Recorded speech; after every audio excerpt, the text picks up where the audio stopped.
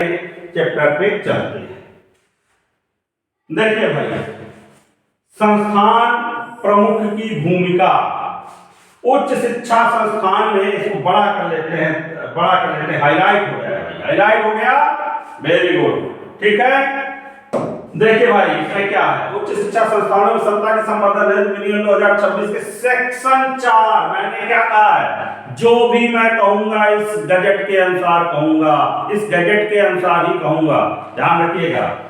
Section 4 में स्पष्ट लिखा हुआ है कि संस्थान प्रमुख का प्रमुख जो कर्तव्य होगा वो होगा इस विनियमन के सभी नियमों का विधिवत पालन कराना।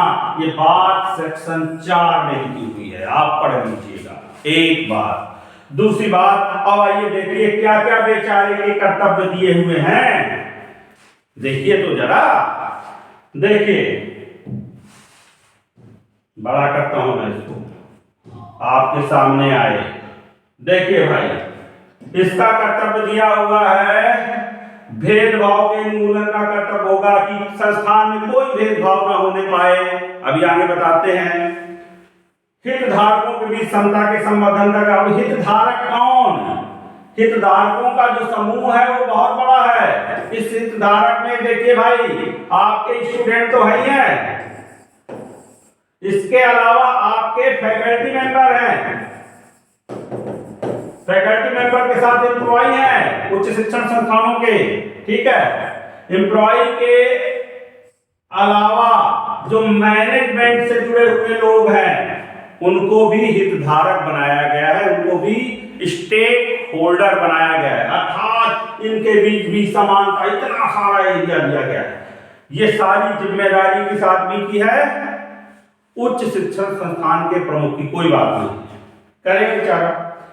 इसके अलावा भेदभाव तो कई प्रकार का है भाई, है ना। इसमें जो डिस्क्रिमिनेशन दिया गया है उसमें डिस्क्रिमिनेशन में कास्ट है, रिलीजन है ना, सेक्ट है ना, धर्म, रिलीजन है, भाषा है ना, नस्ल है मतलब रेस है, ठीक।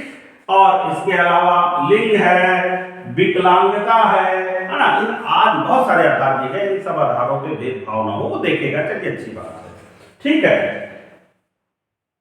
इसके अलावा अगले में देखिए ज्यादा मजेदार बात है, ये आइए असली खेल देखिए।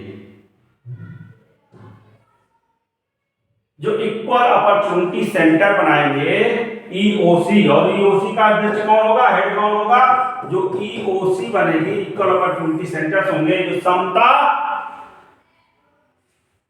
के संबंध में सबको जो है समानता का किया जाए, इसके लिए जो मेन जो शीर्ष संस्था बनाई गई है वो कुल मिला के उसका जो पदेन अध्यक्ष होगा वो होगा हेड ऑफ हायर इंस्टीट्यूशन। तो वो व्यक्ति के क्या कर्तव्य हो गए, क्योंकि उसी के जो ईओसी के कर्तव्य है, उसी के तो कर्तव्य हैं, उसी के ऊपर लास्ट जिम्मेदारी है।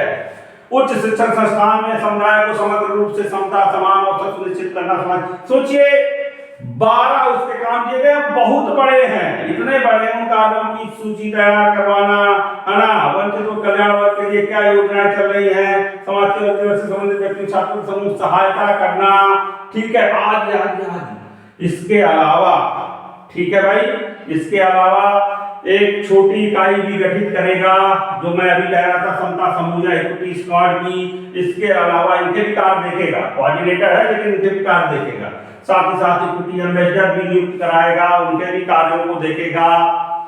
हालांकि इसको बताया गया है कि कोऑर्डिनेटर उसकी सहायता करेगा, जो ईओसी का कोऑर्डिनेटर होगा इस काम में उसकी सहायता करेगा, लेकिन फाइनल जिम्मेदारी किसकी है, लास्ट जिम्मेदारी किसकी है ना, संस्थान के प्रमुख की। और आगे देखिए मजेदार बात, ये और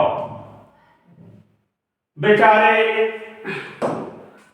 जो हेड ऑफ इंस्टीट्यूशन है उसको, अगर जो सहायता समिति, इसमें समता समिति बनाई गई है, आपकी जो इक्विटी कमेटी बनाई गई है ना, जांच करने के लिए शिकायतों को कि समानता का भेदभाव हुआ है कि नहीं हुआ है, वो अपनी रिपोर्ट इसको देंगी और इस रिपोर्ट के प्रति उसको 7 दिन में क्या कार्रवाई करनी है वो डिसाइड हो जाएगा। बताइए, अगर शिकायतों का वॉल्यूम बहुत ज्यादा हुआ और 7 दिन के अंदर उसे शिकायतों का क्या करना है, निस्तारण करना है। तो अब मेन मुद्दे पे आइए कि भैया आराम से समझिए कि जो संस्थान का प्रमुख होता है, किस संस्थान का प्रमुख होता है, शिक्षा संस्थान का, है ना। ये बड़ी मुद्दे की बात है। किसका प्रमुख है, शिक्षा संस्थान का प्रमुख है। और शिक्षा संस्थान के प्रमुख का प्रमुख कर्तव्य क्या है, शिक्षा को किस प्रकार से सुधारा जाए। अब वो बेचारा क्या करेगा, है ना, इन्हीं सब कामों में लगा रहेगा, है ना, समता समता खेलेगा। मैंने हेडिंग क्या दी थी, मैंने हेडिंग दी थी चैप्टर 1 की कि क्या संस्थान प्रमुख, है ना, इसको एक्सीलेंस सेंटर के रूप में तब्दील करेगा एजुकेशनल इंस्टीट्यूशन को, एजुकेशन के, या फिर सिर्फ समानता समानता इक्विटी इक्विटी जो अनंत है उसके प्रति उसमें जाकर के घुस जाएगा, है ना भाई। ना वो कुल मिलाकर के शिक्षा का स्तर कैसे सुधारे, नवाचार कैसे हो, इनोवेशन कैसे हो शिक्षा की टेक्नोलॉजीज में, रोजगार उन्मुखी शिक्षा किस प्रकार से प्रदान किया जाए, है ना, किस प्रकार से रिसर्च ओरिएंटेड शिक्षा को बढ़ावा दिया जाए, है ना भाई। क्या करेगा भाई, ये सब काम ना करेगा, सिर्फ समता समता खेलेगा, तो ये बहुत ही गंभीर मुद्दा है। इसमें जो संस्थान का प्रमुख है उसको तो आपको ये जिम्मेदारी देनी नहीं है, किसी बाहरी व्यक्ति को बैठाओ भैया, जिसका यही काम हो, संस्थान प्रमुख को बैठाने की जरूरत नहीं है। ठीक है, नंबर 1।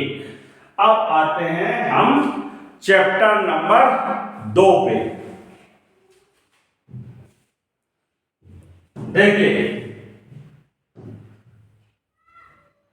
चैप्टर 2 का शीर्षक क्या है, हेडिंग क्या दी है मैंने, हेडिंग है क्या शिक्षण संस्थानों को राजनीति का अड्डा बना देंगे भाई, है ना।